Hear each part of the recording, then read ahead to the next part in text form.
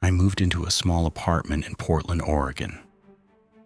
Nothing fancy, just old brick walls, creaky wooden floors, and those big windows that made the place look charming during the day, but ominous at night.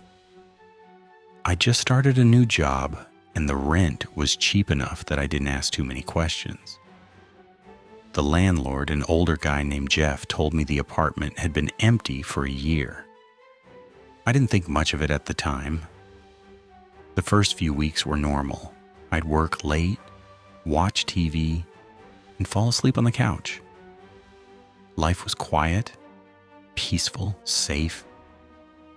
Then little things started happening. A glass would be missing from the kitchen. A spoon I left in the sink would be on the counter. My shoes turned a different way than I remembered. The door chain swinging slightly when I'd locked it before bed. I told myself I was tired, distracted, forgetful. But one night around 2 a.m., I woke up to a sound that made my blood run cold. Breathing. Slow, steady, deep breathing, coming from inside the wall behind my bed. I froze. My heart was pounding so hard I thought it might burst. The sound stopped after a few seconds, and I told myself it was the pipes or maybe the wind. I didn't sleep that night. The next morning, the fridge door was slightly open. Half a sandwich was gone. I lived alone.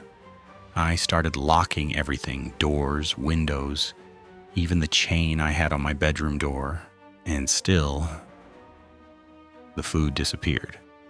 Sometimes I would smell cheap cigarette smoke when I had no cigarettes.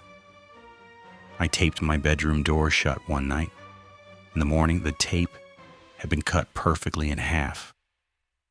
I searched the apartment from top to bottom, nothing, until I climbed on a chair and checked the ceiling vent. One of the screws was missing, the metal slightly bent. I shined my flashlight inside and saw it. Eyes.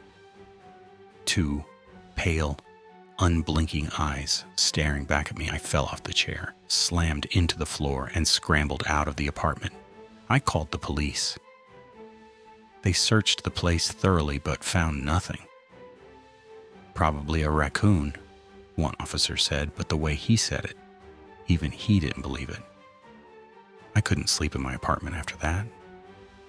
I stayed at a friend's place. I bought a motion detecting camera and hid it facing the vent. For 2 nights, nothing. Then at 3 a.m. on the 3rd night, I got a notification. Motion detected. I opened the live feed.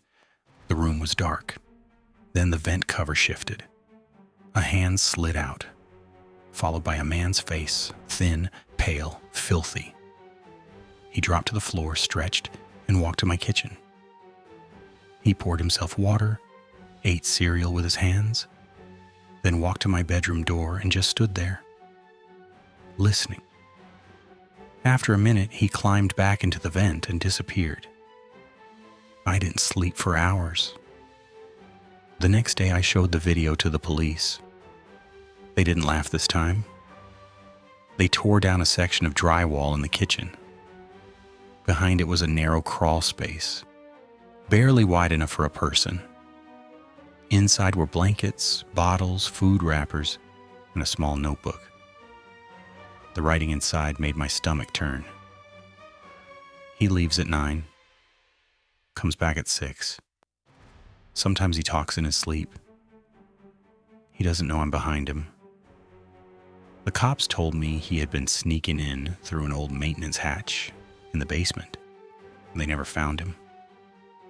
He vanished the night they searched. I moved out immediately. It's been a year.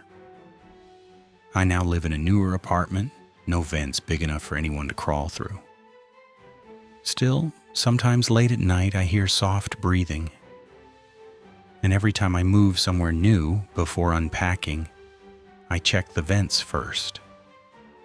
Because I know he's still out there somewhere, watching, waiting.